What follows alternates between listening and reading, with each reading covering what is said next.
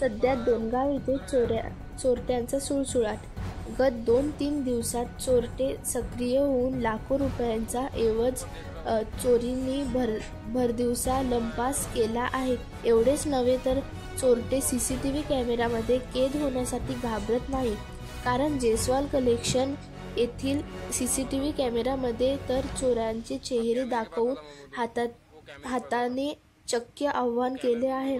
या अगोदर ही डोणगाव येथे चोऱ्या झाल्या तक्रारी झाल्या, पण अद्याप ही पोलीस तपास करण्यात अपयश ठरले।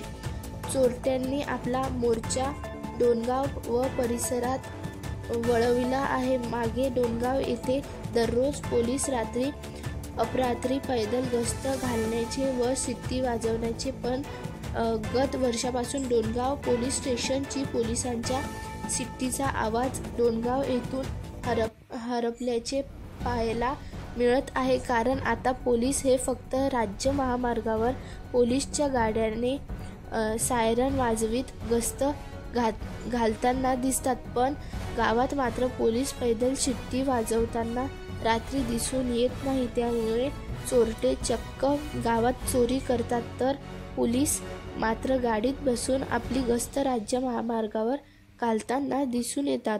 त्यामुळे डोणगाव पोलीस स्टेशनने रात्री पोलिसांना शिट्टीसह पैदल प्रत्येक